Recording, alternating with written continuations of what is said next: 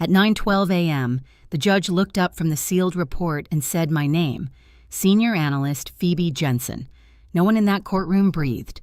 My stepbrother's grin vanished. My mother's hand froze midair. The same people who once called me too dramatic were finally speechless. They thought this was just another family dispute. It wasn't. It was a federal case with evidence they couldn't talk their way out of.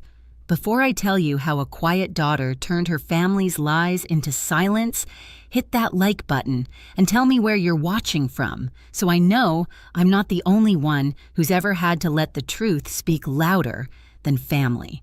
From the outside, we looked like the kind of family people envy: white picket fence, trimmed hedges, smiling faces in every Christmas card.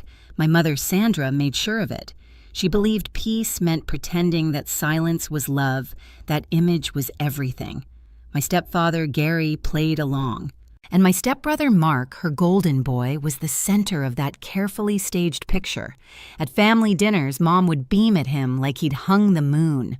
Mark just got promoted again, she'd announce, clapping her hands as if the news deserved champagne. He'd raise his glass with that easy grin everyone fell for, the kind that hid the rot underneath. Assistant sales manager, he'd say proudly, as though it were a royal title. Everyone laughed. Everyone but me. I remember sitting at that table cutting my chicken while they toasted him, feeling invisible in my own home. When I mentioned I'd just completed a federal certification, one only a handful of analysts ever passed, Gary smiled absently, eyes still on Mark. "That's nice, sweetheart," he murmured, patting my hand like I'd drawn something cute in kindergarten. "You stick with that little government job of yours. It's safe. Safe." That word always came from people who'd never done anything brave. They didn't know what it meant to spend nights in a soundproof room with no windows reading encrypted messages that could save lives. They didn't know what it felt like to hold the weight of classified intelligence in your hands. I'd learned long ago to stop correcting them. When you grow up as the extra child in someone else's family, you become fluent in quiet. You learn how to make yourself smaller, how to smile at the right times, how to swallow your words before they turn into trouble. My mother liked it that way. She used to say, "Phoebe, you think too much. Just enjoy life, honey." But she wasn't talking about enjoying mine, she meant not disturbing hers. At every holiday, the same pattern played out. Mark would show up late, half drunk, arms full of excuses. Mom would light up like it was Christmas morning. "Oh, Mark, I'm so glad you made it," she'd gush. If I was the one who arrived late, she'd glance at her watch and sigh. Punctuality says a lot about a person, Phoebe. You can live your whole life inside someone else's double standard before realizing it's killing you. It wasn't that they hated me. It was worse, they didn't see me at all. In their world, I was background noise, the responsible one, the daughter who didn't need attention, who wouldn't cause problems, and they mistook my silence for obedience. I used to think that keeping the peace was noble, but peace without truth isn't peace, it's paralysis. One memory still stings. A summer barbecue the year before everything fell apart. Mark stood by the grill bragging to Gary about his promotion. The smell of smoke and cheap beer filled the air. I remember the way the sunlight hit Mom's hair as she laughed, the kind of loud, careless laugh she only gave to Mark. When I tried to share a small win my team's analysis had prevented an overseas attack, she brushed it off with a smile that never reached her eyes.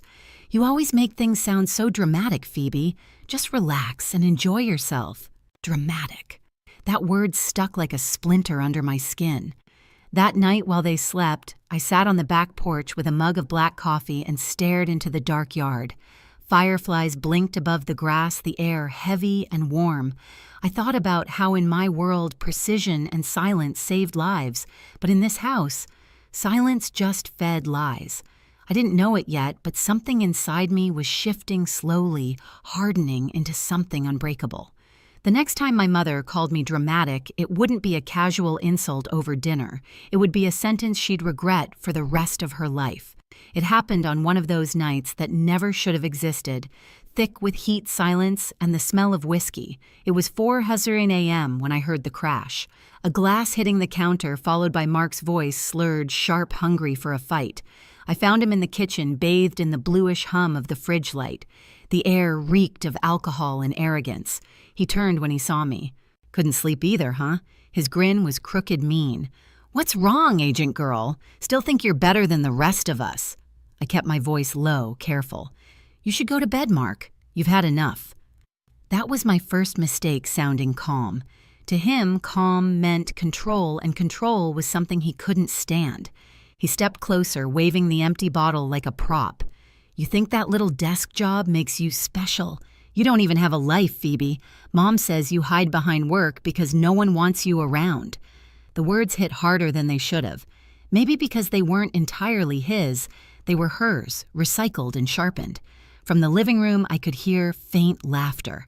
My mother, my stepfather. They weren't asleep. They were listening. I turned away, reaching for a towel to wipe the counter, anything to end it. That's when I heard the drawer slide open, the scrape of metal against wood. I turned back. He had a screwdriver in his hand. Mark, stop, I said. My voice came out steadier than I felt. Put it down. He smiled wide and wrong. You're so dramatic. Then he lunged. A white-hot flash tore through my shoulder, sharp, immediate burning. My knees gave out. The floor came up fast, and the world went sideways. I could feel the warmth spreading through my shirt, the slickness of blood under my fingers, and over it all I heard laughter. Soft at first, then louder, my mother's voice floating in like poison. Oh, Mark, for God's sake. She probably slipped. Phoebe, stop being so dramatic. The room spun. The walls seemed to close in. Somewhere between pain and disbelief, something in me detached. I remember staring at the ceiling, thinking how quiet the world sounded when you finally stopped expecting anyone to care.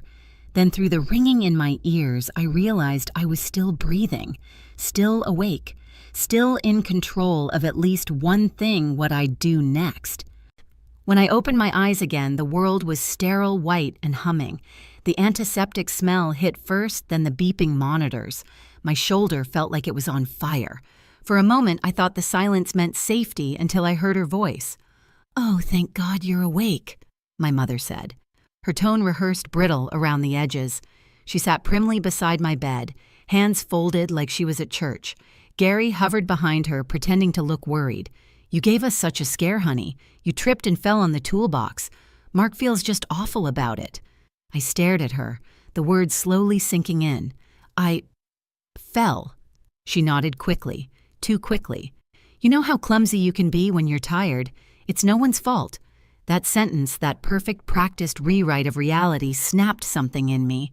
I could still see the glint of metal, the blood on the tile, her laughter echoing like static. And now she was pretending it never happened. They weren't protecting me. They were protecting him. I forced my expression to stay neutral. My training kicked in like a reflex observe assess control. "Where's Mark?" I asked. "At home," Gary said. "He's been beating himself up all night. You should have seen him crying." "Crying?" "Right, the same man who called me pathetic hours ago." "I'll be fine," I said softly, trying to keep my voice from shaking. "Can you both give me a minute?"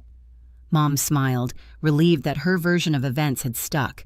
"Of course, sweetheart. We'll bring you some clothes later." They left the room without another glance. The second the door clicked shut, I exhaled slow, measured. My hand trembled as I reached for my phone on the tray table. The hospital lighting reflected off the black screen, showing a face I barely recognized. Pale, composed eyes, colder than I remembered. I unlocked the phone and opened the secured line, the one not even my family knew existed. My fingers moved automatically, muscle memory overriding pain. When the operator answered, I spoke clearly. "This is Analyst Phoebe Jensen. I'm reporting an assault on a federal employee and the activation of a duress protocol." There was a pause. "Confirmed, Analyst Jensen. Duress code received at 0405 hours. Incident file initiated. Relief didn't come, not exactly. What I felt was precision, the kind of clarity that only shows up when you stop asking why and start acting on fact. Within hours, a legal liaison from my agency arrived. Anna Reyes, sharp suit, sharp eyes, all business. She didn't waste time with sympathy. "You did the right thing," she said, opening her folder. "Your SOS triggered an automatic wellness check. Paramedics found you on the floor with a penetrating wound. Everything's documented. We'll let the evidence speak." I nodded, My voice came out calm. "They think this is a family matter." Her lips curved slightly. "Then we'll show them it isn't." As she stood to leave, I caught my reflection again in the dark hospital window, shoulder-bandaged eyes unflinching. For the first time, I didn't feel like the invisible daughter. I felt like a weapon, with paperwork to prove it. The courtroom smelled like old paper and stale coffee, the kind of place where truth had to fight for oxygen. Rows of wooden benches creaked as people settled their murmurs, fading when the bailiff called my name. I walked in behind my attorney, Anna Reyes, my posture straight despite the faint ache in my shoulder. Across the aisle sat my mother's stepfather and Mark. He looked freshly scrubbed hair, neatly parted tie, just a bit too tight. The smirk on his face was small, but it was there, the same one he'd worn the night he drove a screwdriver into my skin. Mom's eyes flicked to mine, filled with something between pity and irritation. To her, this was an embarrassing misunderstanding. She told herself the story so many times she believed it. Anna leaned toward me. "He'll go first," she whispered. "Let him talk himself into a corner." Mark's lawyer, a local type with shiny shoes and a TV commercial grin, rose dramatically. "Your Honor," he began, "this case has been blown completely out of proportion. It's nothing but a family disagreement. Ms. Jensen, my client's stepsister, has a history of emotional outbursts and exaggerated claims. Even her own mother will testify that she tends to dramatize." I felt the air leave the room for a second. There it was again, that word. Dramatic. My mother's legacy to me. The lawyer went on flipping through his notes with theatrical flair. "My client regrets the misunderstanding that led to Ms. Jensen's minor injury, but the evidence clearly shows there was no intent to harm. It was an accident." When he finished, he turned toward my family as if expecting applause. My mother nodded approvingly. Gary exhaled like a man unburdened, and Mark sat back with an easy shrug, his hand brushing his tie. Anna didn't move for a beat. Then she stood quietly, deliberately. "Your Honor," she said, "the petitioner would like to enter into evidence Diplomatic Security Service Report Number 77B, accompanied by 911 call logs and sworn federal statements." Mark's lawyer laughed under his breath. "Your Honor, this is a domestic dispute, not a federal investigation." The judge, a silver-haired man with weary eyes, raised a brow. "That's quite a claim, counsel. Let's see what this is." Anna handed the sealed folder across. The judge ran his thumb along the edge, noting the official seal before breaking it open. His eyes scanned the first page, then another. The sound of paper shifting filled the silence. His expression changed, first curiosity, then disbelief, and finally something close to anger. "This report," he said, "slowly documents a Level 4 duress protocol activation under the State Department's security framework." He paused, glancing up at Mark. "It states that Senior Analyst Phoebe Jensen, an employee with federal clearance, transmitted a distress signal at 0405 hours. The system logged her coordinates and immediately dispatched a wellness team." Whispers rippled through the courtroom. The judge kept reading, his voice steadier now, almost mechanical. Responding paramedics found Ms. Jensen semi-conscious on the kitchen floor with a puncture wound consistent with a Phillips head screwdriver. Her blood was present on both the weapon and her clothing. Toxicology reports show Mr. Mark Jensen's blood alcohol content at .16. He lowered the papers, eyes narrowing. "Do you wish to amend your statement, Mr. Jensen?" Mark blinked. His mouth opened, then shut. That's not what the judge snapped. "Not what happened, or not what you expected to be recorded." My mother rose halfway from her seat. "Your Honor, this is all a misunderstanding. Phoebe, she's always been sensitive. The judge cut her off with a raised hand. "Sit down, Mrs. Jensen." The weight of the silence that followed was physical. You could feel it pressing against the walls. Anna's voice broke it softly.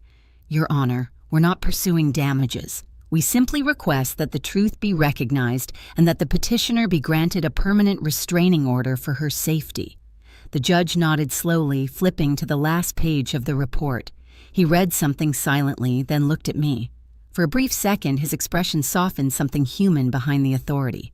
"Miss Jensen," he said, "it appears your work may have saved lives in the past.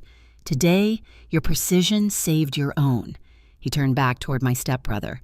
Based on the evidence before this court, I am granting a permanent restraining order and referring this matter to the district attorney's office for formal felony assault charges. Bailiff, please escort Mr. Jensen from the room.